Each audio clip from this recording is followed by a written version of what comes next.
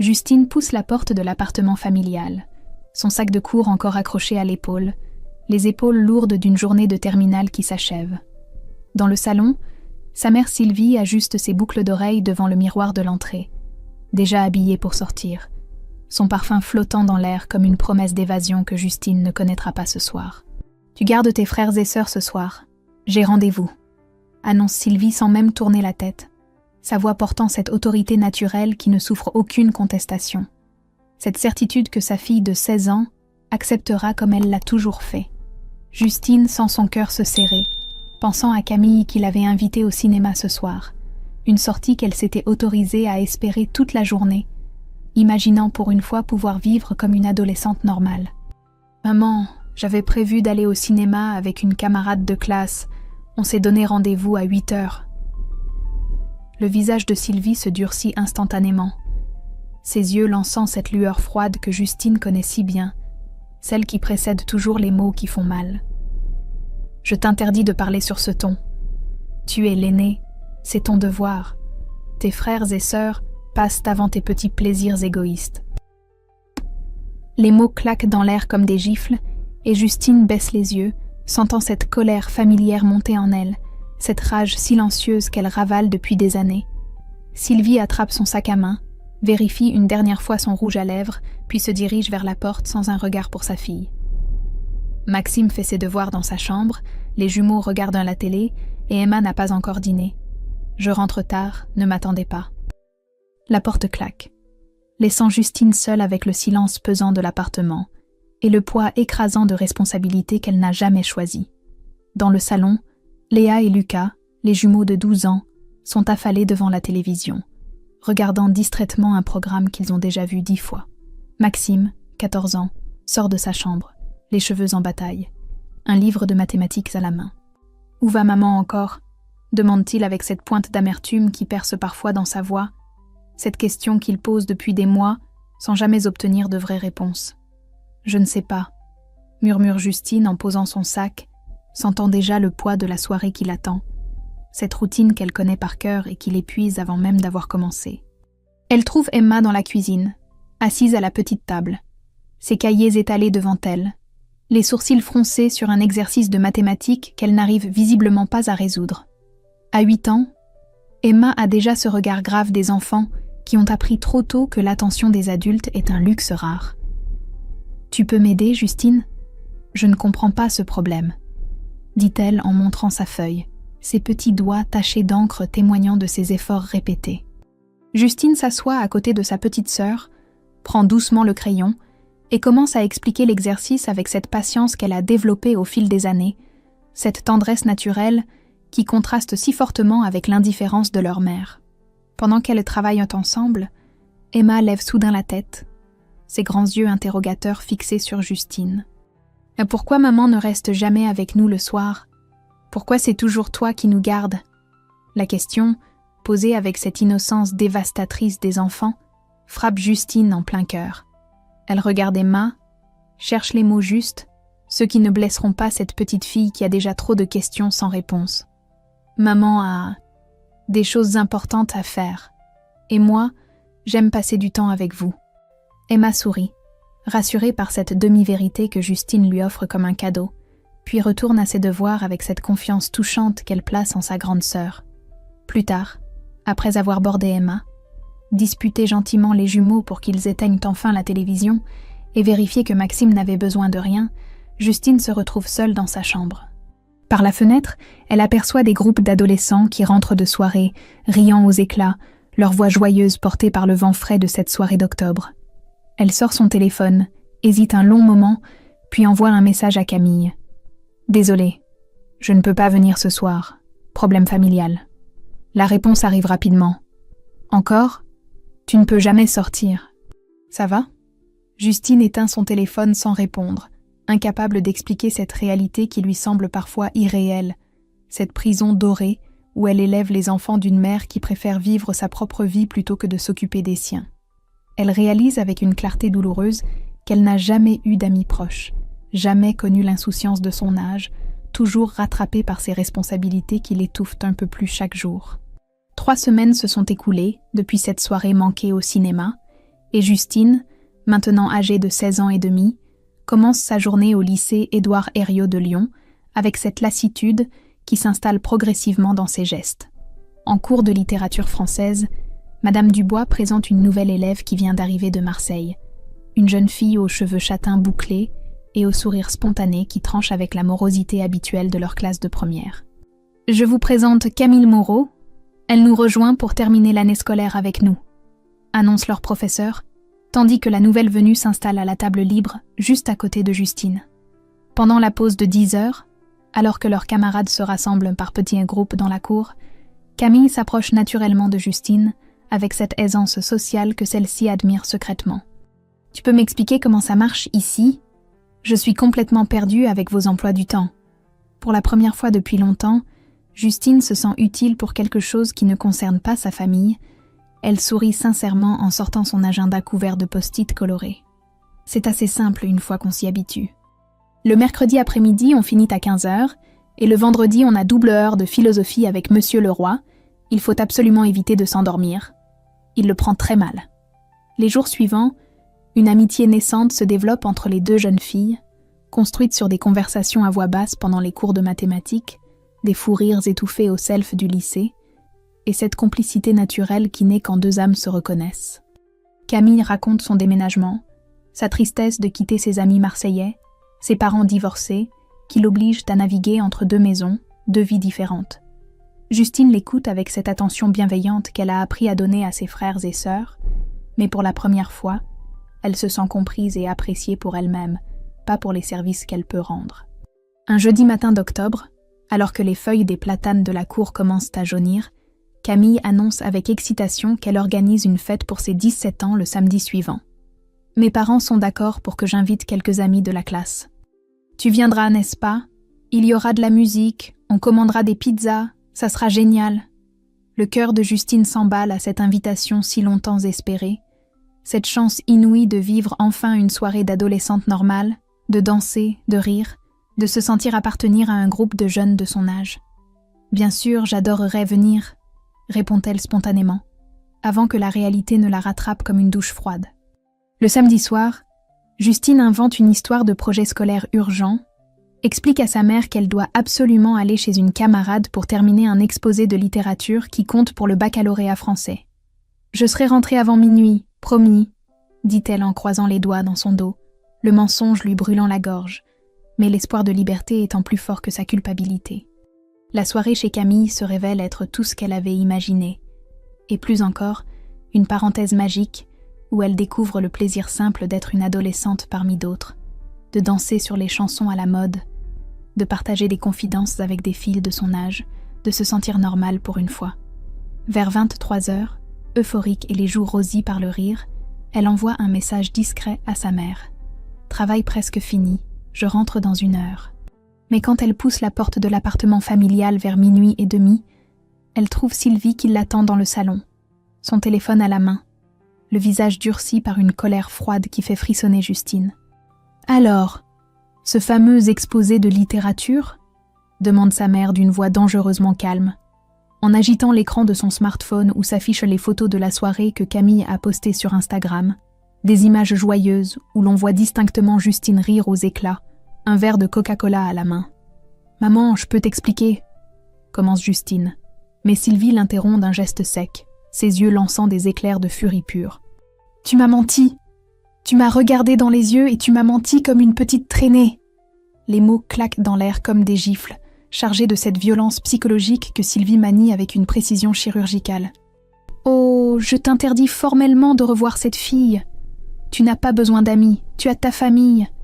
Ces gens-là ne cherchent qu'à t'éloigner de nous, à te monter la tête avec leurs idées de liberté. » Justine sent les larmes monter, cette injustice lui déchirant le cœur, cette liberté si brièvement goûtée qui lui est arrachée avec une cruauté méthodique. « Maman, s'il te plaît, Camille est quelqu'un de bien, elle ne me monte pas la tête, on travaille ensemble, on révise. »« Silence !» hurle Sylvie en lui arrachant son téléphone des mains. « Tu es privée de sortie pendant 1 mois, et je confisque ça jusqu'à nouvel ordre. » Elle examine l'écran, supprime d'autorité le numéro de Camille, bloque son profil Instagram, efface méthodiquement toute trace de cette amitié naissante avec la précision d'un chirurgien qui ampute un membre gangrené. Le lundi matin au lycée, Justine doit affronter le regard déçu et interrogateur de Camille qui l'attend près des casiers. « On éteint. Justine, je t'ai envoyé plein de messages hier, tu n'as pas répondu. Ça va? Tu es partie si vite samedi soir ?» Les mots restent coincés dans la gorge de Justine. Comment expliquer cette réalité qui lui semble parfois irréelle? Cette mère qui contrôle chaque aspect de sa vie avec une possessivité maladive? Écoute Camille, c'est compliqué. Ma mère ne veut pas que je sorte, que j'ai des amis. Je ne peux plus te voir en dehors du lycée. Le visage de Camille se décompose, l'incompréhension se mêlant à la blessure dans ses yeux clairs. Mais enfin, on a 16 ans. Ta mère ne peut pas t'interdire d'avoir des amis. C'est pas normal, Justine.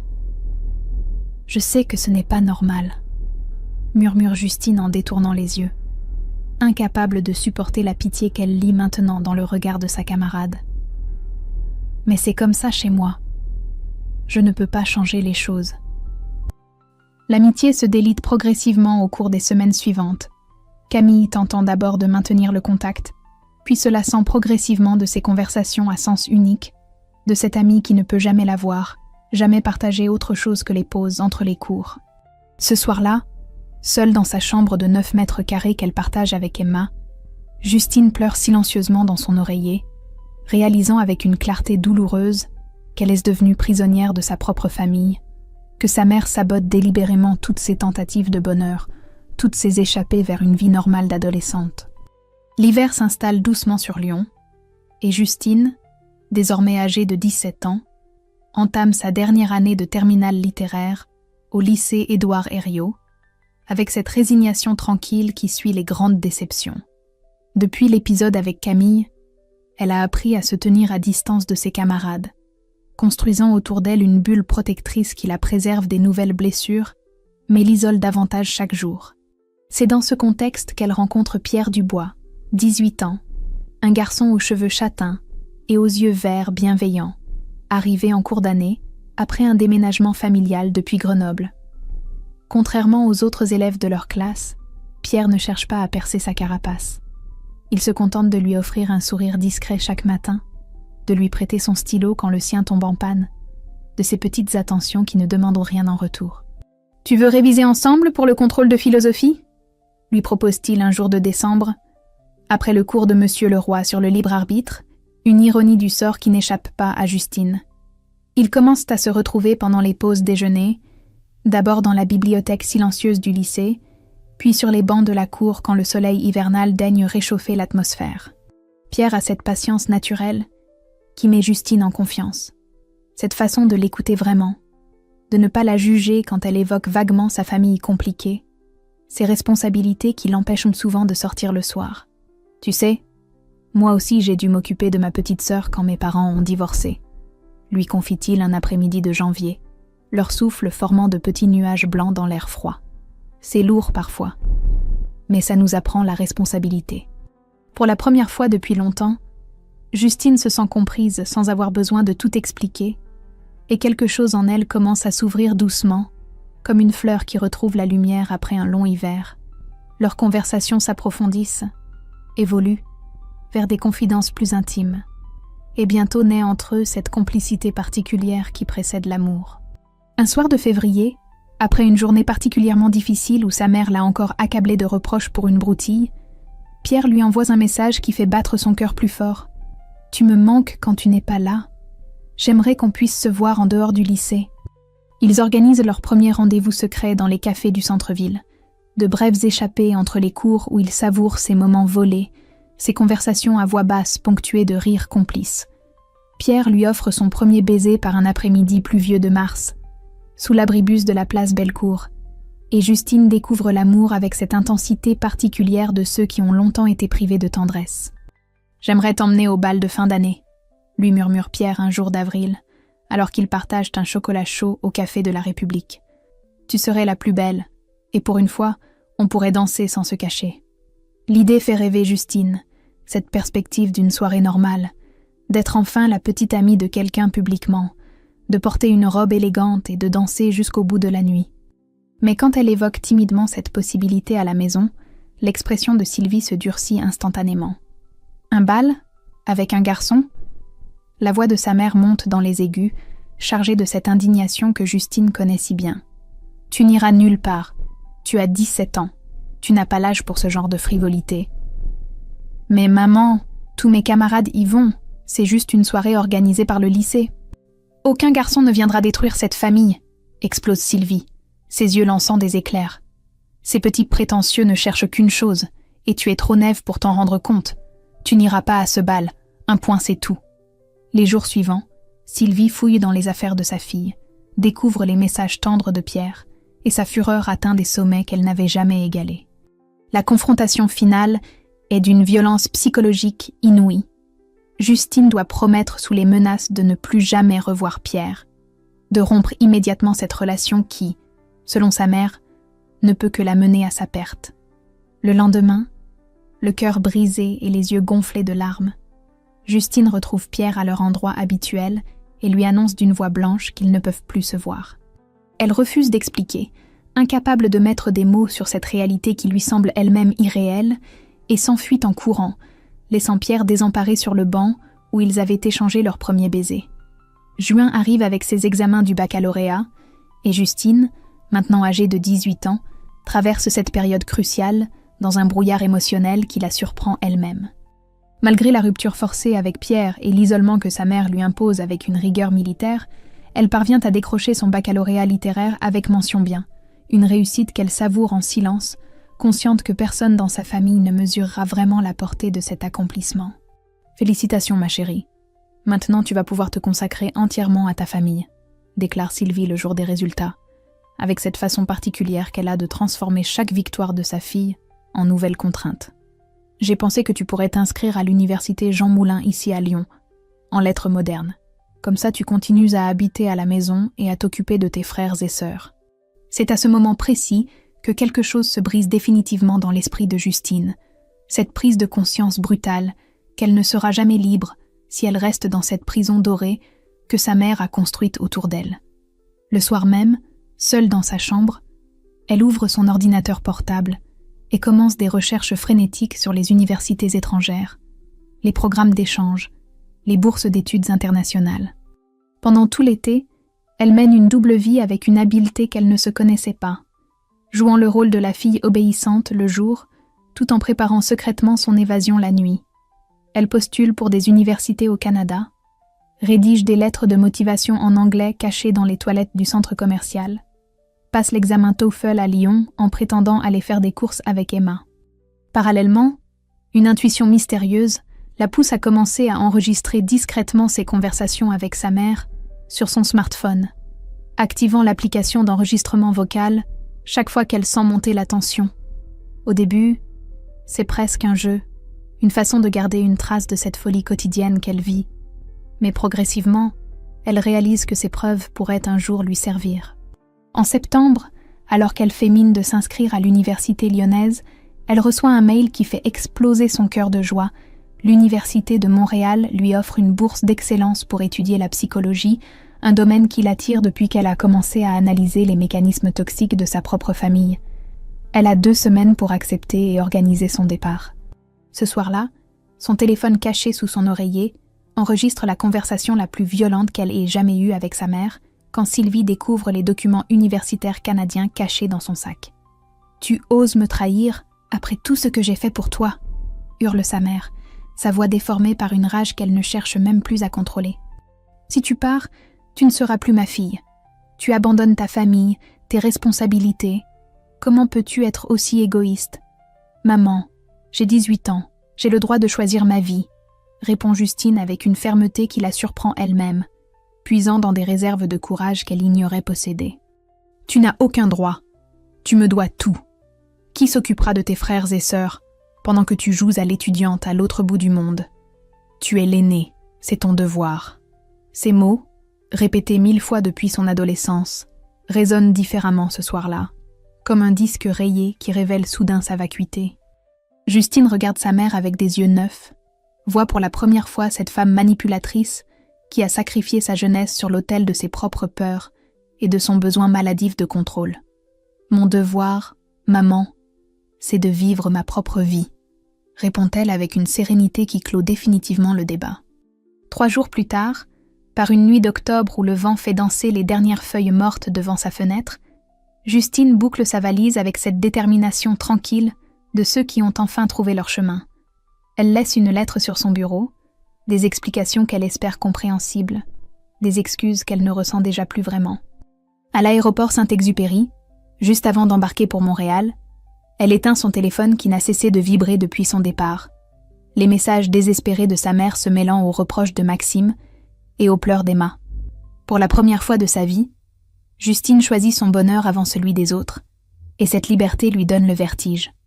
L'avion d'Air France décolle de Lyon-Saint-Exupéry par une nuit d'octobre particulièrement froide, emportant Justine vers Montréal et cette nouvelle vie qu'elle a construite en secret pendant des mois. Dans son sac cabine, elle ne transporte que l'essentiel. Quelques vêtements, ses documents universitaires, son ordinateur portable et ce smartphone qui contient désormais des dizaines d'heures d'enregistrement de conversations familiales qu'elle espère ne jamais avoir à utiliser. Les premiers mois au Canada se révèlent plus difficiles que tout ce qu'elle avait pu imaginer. Non pas à cause du froid hivernal de Montréal ou de la barrière linguistique avec l'accent québécois, mais à cause de cette culpabilité dévorante qui la ronge jour et nuit. Les messages de sa mère s'accumulent sur sa messagerie vocale. Des supplications désespérées alternant avec des reproches d'une violence psychologique raffinée. Tes frères et sœurs pleurent tous les soirs, Justine. Emma fait des cauchemars et elle appelle ton nom en dormant. Maxime a eu des mauvaises notes à cause de ton départ. Il n'arrive plus à se concentrer. J'espère que tu es fière de toi. J'espère que ton égoïsme te rend heureuse. Chaque message est un coup de poignard qui réveille en elle cette programmation maternelle si profondément ancrée. Elle est responsable du bonheur familial. Elle a abandonné ses devoirs. Elle est une fille ingrate qui fait souffrir ceux qu'elle aime.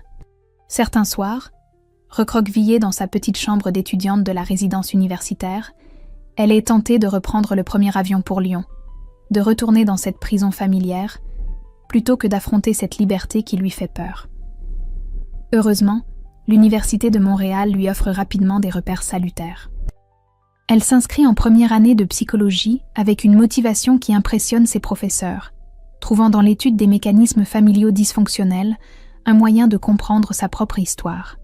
Ses cours sur la manipulation psychologique, les troubles de la personnalité narcissique et la codépendance familiale résonnent comme des révélations qui l'aident progressivement à déconstruire le conditionnement maternel. En janvier, sur conseil d'une assistante sociale de l'université, elle commence une thérapie avec le docteur Sarah Chen, une psychologue d'origine sino-canadienne spécialisée dans les traumatismes familiaux. Ces séances hebdomadaires deviennent rapidement son refuge, l'espace où elle peut enfin mettre des mots sur cette réalité qu'elle a toujours connue mais jamais questionnée. Votre mère utilise ce qu'on appelle le chantage affectif, lui explique docteur Chen lors d'une séance de février, après avoir écouté quelques-uns des enregistrements que Justine a fini par lui faire entendre. Elle vous a conditionné depuis l'enfance à vous sentir responsable des émotions de toute la famille. C'est une forme de violence psychologique très sophistiquée. Ces mots libèrent quelque chose en Justine, comme si quelqu'un venait enfin de valider cette intuition qu'elle portait depuis des années sans oser la formuler. Progressivement, la culpabilité cède la place à une compréhension plus claire de ce qu'elle a vécu, et elle commence à entrevoir la possibilité d'une vie où elle ne sera plus l'esclave émotionnelle de sa famille. Mais au printemps, alors qu'elle commence enfin à respirer, un appel de Maxime, maintenant âgé de 16 ans, vient ébranler cette sérénité naissante. Sa voix au téléphone est chargée d'une amertume qui lui transperce le cœur. « Tu nous as abandonnés exactement comme maman l'avait prédit », lui dit-il avec cette froideur qu'elle ne lui connaissait pas. « Emma pleure encore ton nom la nuit. Les jumeaux me demandent sans arrêt quand tu vas rentrer. Et moi je dois maintenant faire tout ce que tu faisais avant. Tu es heureuse maintenant ? Tu as eu ta liberté, mais nous, on paye le prix de ton égoïsme. » Ce soir-là, Justine pleure comme elle n'a jamais pleuré de sa vie, tiraillée entre cette nouvelle lucidité que la thérapie lui a apportée et cet amour sincère qu'elle porte à ses frères et sœurs. Elle réalise que sa fuite les a effectivement laissés seuls face à une mère manipulatrice qui retourne maintenant sa frustration contre eux, et cette culpabilité-là, légitime celle-ci, menace de détruire tous les progrès qu'elle a accomplis. 3 années se sont écoulées depuis le départ de Justine pour Montréal, et à 21 ans, elle a trouvé un équilibre fragile mais réel dans cette ville qui l'a adoptée. Son appartement du plateau Mont-Royal, qu'elle partage avec 2 colocataires québécoises, est devenu ce foyer qu'elle n'a jamais eu, un espace où elle peut respirer sans craindre les reproches ou les manipulations. Elle travaille désormais comme assistante sociale au Centre Jeunesse de Montréal, aidant des familles dysfonctionnelles à reconstruire leurs liens, une mission qui donne un sens profond à son propre parcours de guérison. Sa maîtrise en psychologie clinique touche à sa fin, et Dr Chen, devenue bien plus qu'une thérapeute, l'encourage à poursuivre vers un doctorat qui lui permettrait de se spécialiser dans l'accompagnement des victimes de violences psychologiques familiales. Vous avez cette capacité rare de transformer votre souffrance en force d'aide pour les autres, lui dit-elle lors de leur dernière séance régulière. Votre histoire peut devenir un phare pour ceux qui sont encore dans l'obscurité. C'est dans ce contexte de reconstruction personnelle que le destin remet Pierre sur sa route, par un après-midi pluvieux d'avril, où Montréal se réveille doucement de son long hiver. Elle le reconnaît immédiatement dans le hall du Fermont Le Reine-Élisabeth, où elle assiste à un congrès sur la maltraitance psychologique, lui en costume élégant, une mallette d'ingénieur à la main, les traits plus marqués par les années, mais ce même regard vert bienveillant qu'elle n'a jamais oublié. Justine, sa voix porte encore cette douceur qu'elle aimait tant, mêlée maintenant à une surprise émue qui la bouleverse. Je n'arrive pas à y croire. « Qu'est-ce que tu fais ici ?» Ils se retrouvent au bar de l'hôtel, et les mots coulent naturellement entre eux, comme si ces années de séparation n'avaient été qu'une parenthèse. Pierre lui raconte son parcours d'ingénieur en génie civil, ses missions à l'international, ce voyage d'affaires à Montréal qui devait durer 3 jours et qui prend soudain une dimension inattendue. Justine évoque sa nouvelle vie avec une fierté tranquille, cette liberté conquise de haute lutte, ses études, son travail auprès des familles en difficulté. « Tu as l'air épanoui », lui dit-il avec ce sourire qu'elle reconnaît, dépourvu de jugement sur les circonstances de leur rupture brutale d'adolescent. « J'ai toujours su que tu étais quelqu'un d'exceptionnel, même si je n'ai jamais compris pourquoi tu avais disparu si soudainement. » Pour la première fois de sa vie, Justine se sent assez forte pour raconter son histoire, cette prison dorée dont elle s'est échappée, cette mère manipulatrice qui contrôlait chaque aspect de sa vie. Pierre l'écoute sans l'interrompre, ses yeux s'assombrissant progressivement au fur et à mesure qu'elle déroule le fil de cette adolescence volée, de cet amour brisé par la violence psychologique maternelle. « Je suis désolée », murmure-t-il simplement quand elle se tait, et ces 3 mots portent plus de réconfort que tous les discours du monde. Je regrette de ne pas avoir su t'aider à l'époque. Les 3 jours de mission de Pierre se transforment en une semaine de retrouvailles intenses, où il redécouvre cette complicité naturelle qui les avait unis adolescents, enrichis maintenant par la maturité et les épreuves traversées. Ils visitent le vieux Montréal main dans la main, dînent dans les bistrots du plateau, parlent jusqu'à l'aube de leurs rêves, de leurs blessures, de cette seconde chance que la vie leur offre. Mais pendant que Justine renaît à l'amour, à Lyon, sa mère intensifie sa campagne de culpabilisation avec une créativité cruelle qui la laisse pantoise. Emma, maintenant âgée de 13 ans, l'appelle en pleurant. « Maman dit que tu ne nous aimes plus, que tu as une nouvelle famille là-bas. »« C'est vrai ? Tu ne reviendras jamais ?» Ces appels déchirent le cœur de Justine, ravivant cette culpabilité qu'elle croyait avoir surmontée. Mais Dr Chen l'aide à identifier ces techniques de manipulation à distance, cette façon qu'a sa mère d'utiliser ses autres enfants comme des armes émotionnelles pour la faire revenir. Le soir où Pierre doit repartir pour Paris, il lui fait une proposition qui bouleverse tous ses plans. « Ma société cherche à développer ses activités au Canada. Je pourrais demander une mutation, m'installer ici si tu le souhaites. » Cette perspective d'un bonheur partagé, légitimé, la terrifie autant qu'elle l'enchante, consciente qu'accepter cette chance, c'est tourner définitivement le dos à sa famille d'origine. 2 ans se sont écoulés depuis les retrouvailles avec Pierre à Montréal, et Justine, maintenant âgée de 23 ans, s'installe dans un élégant appartement du 15e arrondissement parisien, avec l'homme qu'elle aime. Pierre a obtenu sa mutation dans une entreprise d'ingénierie spécialisée dans les infrastructures urbaines, tandis que Justine a décroché un poste à l'association Femmes et Familles en détresse, une organisation qui accompagne les victimes de violences psychologiques familiales. L'ironie de la situation ne lui échappe pas. Elle aide désormais d'autres femmes à briser les chaînes qu'elle-même a mis des années à identifier et à briser. Son bureau avenue de Suffren devient rapidement son sanctuaire, l'endroit où elle peut canaliser sa propre expérience pour accompagner des mères, des filles, des sœurs prises dans les mêmes mécanismes de manipulation qu'elle a subis. « Vous comprenez vraiment ce que je vis », lui disent souvent ces femmes au visage marqué par des années de chantage émotionnel. Et Justine acquiesce en silence, sachant que sa propre guérison passe aussi par cette aide qu'elle leur apporte. Mais sa proximité géographique avec Lyon réveille les démons familiaux qu'elle croyait avoir définitivement enterrés. Sa mère, qui avait fini par accepter son silence pendant les années canadiennes, reprend contact avec une intensité décuplée dès qu'elle apprend son retour en Europe. Les messages WhatsApp s'accumulent sur son téléphone, alternant entre supplications désespérées et reproches acerbes, chaque notification faisant battre son cœur plus fort malgré elle. Un jeudi soir de novembre, alors qu'elle rentre du travail sous une pluie battante, elle trouve sa mère qui l'attend devant son immeuble, accompagnée d'Emma qui a maintenant 13 ans et ressemble troublant à ce qu'était Justine au même âge. Le choc de cette confrontation inattendue la paralyse quelques secondes, avant que sa formation professionnelle ne reprenne le dessus. « Bonjour maman », dit-elle d'une voix qu'elle veut ferme, tout en gardant ses distances physiques. « Tu aurais dû me prévenir de ta visite. » Sylvie a vieilli, ses cheveux grisonnent et son visage porte les traces d'années de colère et d'amertume. Mais ses yeux conservent cette lueur manipulatrice que Justine connaît si bien. « Ta propre mère n'a pas le droit de te rendre visite ? Après 5 années sans nouvelles, tu nous accueilles comme des étrangers ?» L'appartement parisien que Justine partage avec Pierre devient le théâtre d'une confrontation d'une violence psychologique inouïe.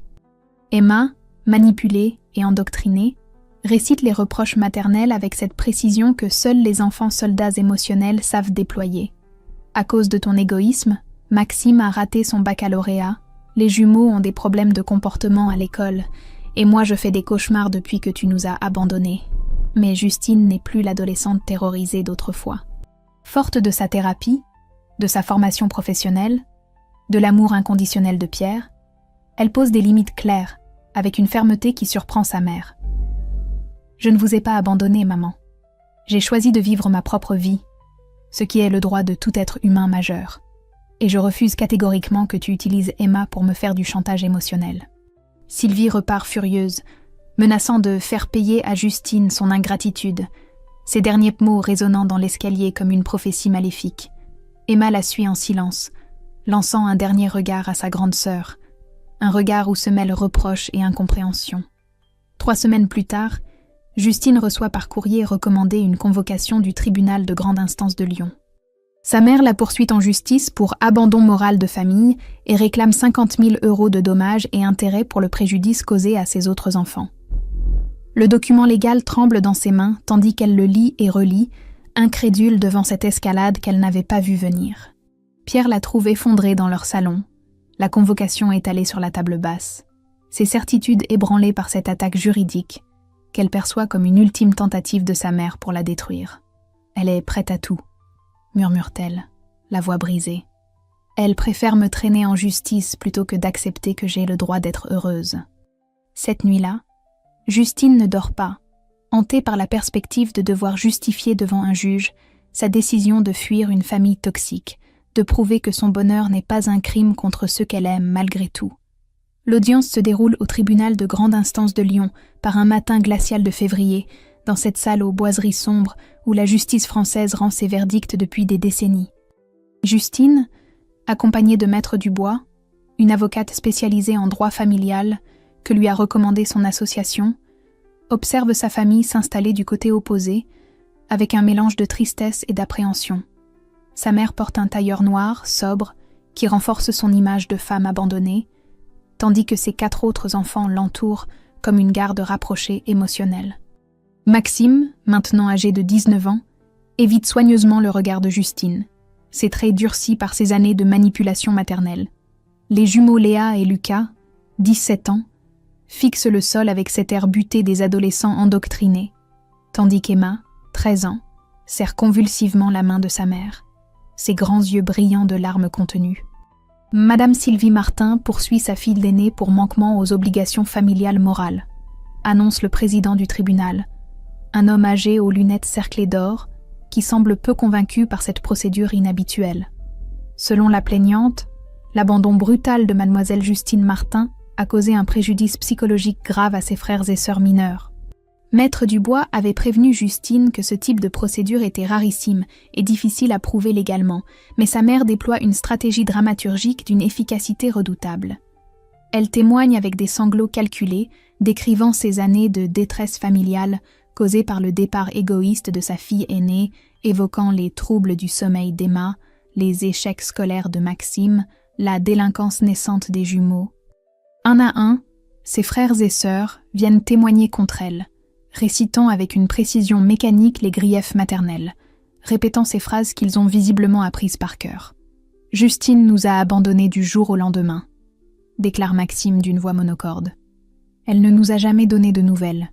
Elle a refusé de revenir même quand on la suppliait. » Justine se sent trahie et isolée face à sa propre famille, ces êtres qu'elle aime malgré tout, et qui se dressent maintenant contre elle comme des témoins à charge. L'émotion menace de la submerger quand elle entend Emma sangloter au micro. « Ma grande sœur était tout pour moi, et elle m'a abandonnée sans même m'expliquer pourquoi. » Mais au moment crucial, quand le président lui donne enfin la parole pour sa défense, Justine sort son smartphone d'une main tremblante et s'adresse directement au tribunal. « Monsieur le Président, j'aimerais que vous entendiez la véritable voix de ma mère, pas celle qu'elle vous montre aujourd'hui. » L'audience se fige dans un silence de cathédrale tandis qu'elle active le premier enregistrement, sa voix d'adolescente de 18 ans résonnant dans les haut-parleurs, suivie immédiatement par la voix venimeuse de Sylvie. « Tu n'as aucun droit. Tu me dois tout. Si tu pars, tu ne seras plus ma fille. Tu abandonnes ta famille. » Pendant 40 minutes, les enregistrements se succèdent, révélant la véritable personnalité de Sylvie. Ses menaces, ses chantages émotionnels, ses tentatives, systématique d'isoler Justine de toute vie sociale. La phrase la plus accablante résonne comme un coup de tonnerre. « Si tu me désobéis, je ferai en sorte que tes frères et sœurs te détestent pour toujours. » Le visage de Sylvie se décompose progressivement, passant de la surprise à la colère, puis à cette panique sourde de la manipulatrice démasquée. Ses autres enfants la regardent avec des yeux nouveaux, comme s'ils découvraient soudain une mère qu'ils n'avaient jamais vraiment vue. Ces enregistrements révèlent un pattern de violence psychologique caractérisé, déclare Maître Dubois en se levant. Ma cliente n'a pas abandonné sa famille, elle a fui un environnement toxique pour préserver sa santé mentale. Le président, visiblement troublé par ces révélations, ajourne l'audience pour délibérer, laissant une famille éclatée se regarder en chien de faïence dans les couloirs froids du palais de justice, conscient que rien ne sera plus jamais comme avant. 6 mois se sont écoulés depuis cette audience mémorable qui a ébranlé les fondations de la famille Martin. Le tribunal a non seulement rejeté la plainte de Sylvie, mais l'a condamnée à verser 3 000 € de dommages et intérêts à Justine pour violence psychologique caractérisée et usage abusif du système judiciaire. Plus important encore, les enregistrements diffusés ce jour-là ont agi comme un électrochoc sur ses frères et sœurs, brisant définitivement le sortilège maternel qui les tenait sous emprise depuis des années. C'est Maxime qui contacte Justine en premier, par un message WhatsApp envoyé à 3 heures du matin, ces heures sombres où la lucidité douloureuse remplace enfin l'aveuglement volontaire. « Je te demande pardon, Justine. Je viens de comprendre ce que tu as vécu. Maman nous a manipulés exactement comme elle t'avait manipulé. Je voudrais qu'on se parle, si tu acceptes. » Leur première conversation téléphonique dure 4 heures, Maxime exprimant avec des mots d'adulte cette culpabilité qui le ronge depuis l'audience. « J'ai réalisé que maman utilisait les mêmes techniques avec nous qu'avec toi. Quand j'ai voulu faire mes propres choix d'orientation, elle a menacé de tomber malade, exactement comme dans tes enregistrements. Emma fait maintenant tout ce que tu faisais avant. Elle garde Léa et Lucas, elle renonce à ses sorties, elle devient notre petite maman de substitution. » Cette révélation bouleverse Justine, consciente que le cycle toxique se perpétue avec Emma dans le rôle qu'elle occupait autrefois. Elle prend alors la décision la plus courageuse de sa vie. Elle propose à sa petite sœur, maintenant âgée de 15 ans, de venir la rejoindre à Paris pour terminer sa scolarité loin de l'emprise maternelle. La conversation avec Emma, organisée en secret chez Maxime, se révèle être un moment de vérité déchirant. Sa petite sœur, qui lui ressemble tant avec ses cheveux châtains et ses yeux interrogateurs, éclate en sanglots dès qu'elle la voit. J'ai toujours su que tu avais raison de partir, mais j'avais trop peur de le dire. Maman me répète sans arrêt que je suis tout ce qui lui reste, que si je la quitte aussi, elle mourra de chagrin. Ces mots-là, Emma, je les ai entendus 1000 fois, répond Justine en prenant sa sœur dans ses bras. Maman ne mourra pas. Elle trouvera un autre moyen de contrôler quelqu'un d'autre. Mais toi, tu as le droit de vivre ta propre vie, d'avoir des amis, d'être heureuse. Les jumeaux Léa et Lucas, maintenant âgés de 19 ans, commencent également à questionner les versions maternelles, découvrant progressivement cette liberté de penser qu'ils avaient perdue depuis l'enfance. Ils contactent timidement Justine par message, d'abord pour s'excuser, puis pour comprendre, enfin pour reconstruire des liens basés sur la vérité plutôt que sur la manipulation. Justine ne cherche pas la réconciliation avec sa mère, consciente que certaines blessures sont trop profondes pour guérir, que certains poisons sont trop toxiques pour être neutralisés. Mais elle reconstruit patiemment des relations saines avec ses frères et sœurs, basées sur le respect mutuel, l'honnêteté et cette tendresse authentique qu'elle leur a toujours portée malgré les épreuves. 1 an plus tard, par un lumineux après-midi de juin, Justine et Pierre se marient dans une cérémonie intime au château de Vincennes, entourés de leurs amis les plus proches et de cette famille choisie qu'elle a su reconstituer. Emma, radieuse dans sa robe de demoiselle d'honneur, est sa témoin officielle, symbole vivant de cette transmission positive qui brise enfin le cycle toxique familial. Maxime, Léa et Lucas assistent à la cérémonie avec des sourires sincères, heureux de voir leur grande sœur rayonnante de bonheur mérité. Ils ont appris, chacun à leur rythme, à poser des limites saines avec leur mère, à ne plus accepter les chantages émotionnels, à construire leur propre définition du bonheur. En coupant sa pièce montée, Justine, maintenant âgée de 24 ans, regarde l'avenir avec cette sérénité particulière de ceux qui ont traversé l'enfer et en sont ressortis grandis. Elle a trouvé sa famille choisie, son amour authentique, sa paix intérieure. Plus important encore, elle a ouvert la voie à ses frères et sœurs pour qu'ils puissent, eux aussi, choisir leur propre chemin vers le bonheur, libérés des chaînes invisibles qui les entravaient depuis l'enfance. Le soir, en regardant les étoiles depuis la terrasse de leur suite, elle serre la main de Pierre et murmure avec gratitude. « Nous avons réussi. Nous avons brisé le cycle. » I just threw a pillow at me Wait, where? upstairs, all the way over to where that little love seat is. What's the temp here? I've got 4. It just locked that Yep, door? or 8. Hold on. Turn the I breaker think off. the breaker's off. It's back on. Got 4, 3, 4 right through here. Right, so this might be its area. And it's 5, 8 in the bedroom. It's gonna be out here. Hiding spots working against the AI ghosts? Yes. Or is it just one for you? Okay. Alright, now the salt. It's- You just place it wherever. We might have a Pulte. You only get Alright, 1 use of the salt. Oh no! Did it- Oh, oh, You just stepped in it? it's it hunting. did- you. Oh, I'm dead. Oh, jeez. It got me through the railing. No. So dumb. Rip. Is that 3 of us? Yup. Are you all In a dead? matter of like 3 seconds. Are you Yes. all dead right now? We Yes. sure are. All 100%. right, I'm calling Pulte because it threw items. A poltergeist will throw an item every 30 seconds. So if you step in the salt, it acts like the ghost stepped in the salt, or no?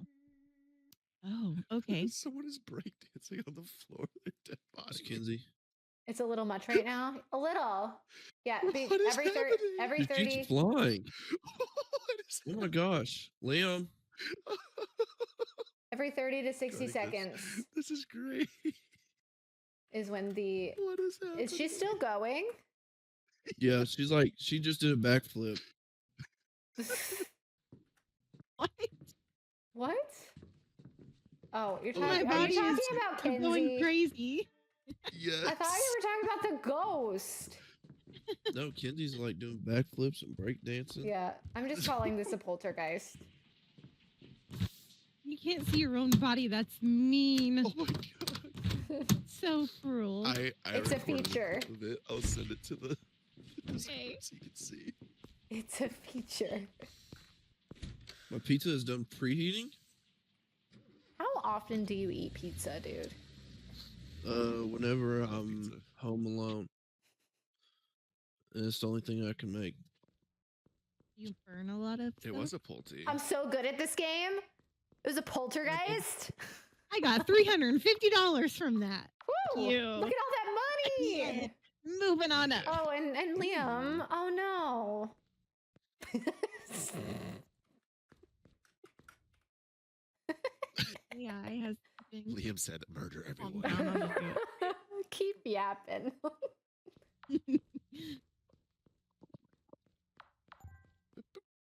I like the AI mode. That was fun. Even though I died immediately. Died instantly. Watch that money got killed disappear through a for real railing. though. All right, who has what already? So we don't have to spend the money on it. Let me go look. I have I mean, oh, y'all died. Yeah. absolutely I I nothing. added the thermometers. I can feeling. I see. Owned. Oh, this is real bad. I can add a cruci. Okay, what do I need to buy? I'll Like, buy most of the stuff. sanity. Hang on. I have 2 I can add in there. Too late. Okay. You Oh only need no, to. I just bought it all. I just bought. There goes your. I There just goes your combined money. it. Oh There goes your money. no. Well, I've got a bunch of Yeah, sanity it's to.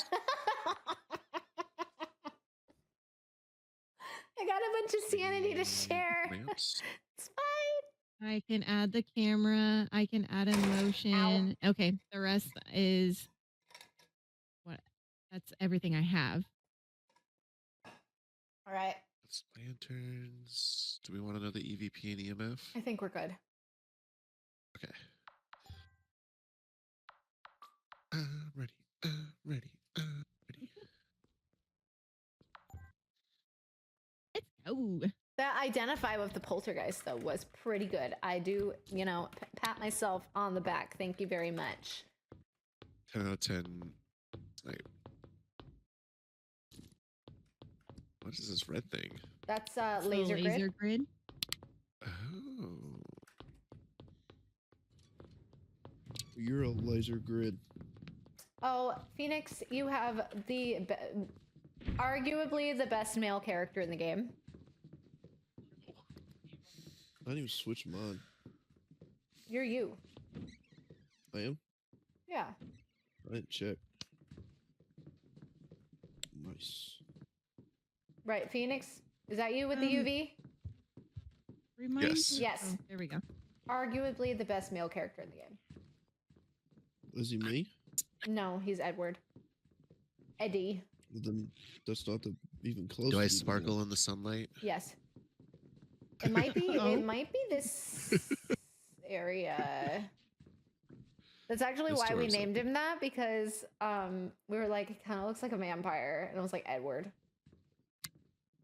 All right, I think it is this area. Where's this area? Oh no, just kidding. Just went up. Yep, it's not this area. Have the ghost over there. The Hit the laundry breaker. room kitchen area was open.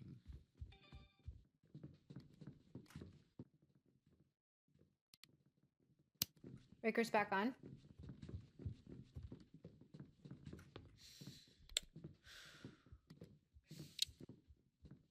That's Does the AI ghost only stay in its room? Mm-mm.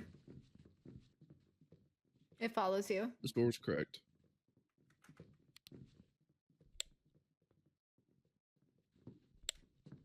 Feel on. like I'm being watched. I always feel like somebody's I got 4, watching. 7, Where? What? 4 down at the end of the hallway. Oh, maybe it is the end of the What hallway. flip just happened? My stuff just fell out of my hands. Yeah, that's the ghost. Well, That was rude. I think I lost my thermo. Pretty rude. It's right here. Oh, it got thrown. We got 2 paintings in here. Love that. There's a bunch of artists. Yeah, we're just allowing the ghost to have freedom with, Of expression. yeah, that.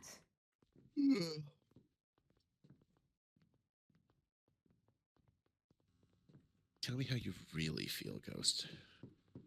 I'm just gonna laugh if it like it vented on you as soon as you said that. Right, after this round, we gotta Going do a back round up, with though. ghost players. Kinsey, come take sanity. And Phoenix, come take sanity. It's 5-1. It's going back up in that spot. Crazy. Uh-oh. Sanity. Oh, I just. Drugs. Ooh, I don't want to. I just I need don't like one. the How do you lantern. throw one back? You place it and then you click. How You do gotta place have a, it? yeah.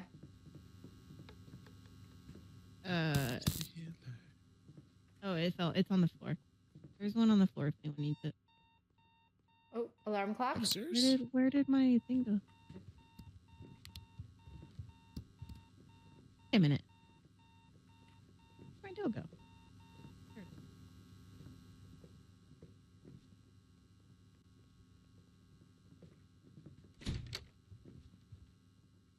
is. Slam.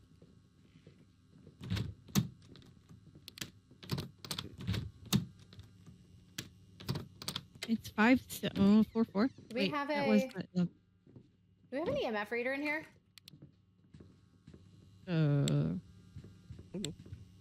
We don't. Or an EVP.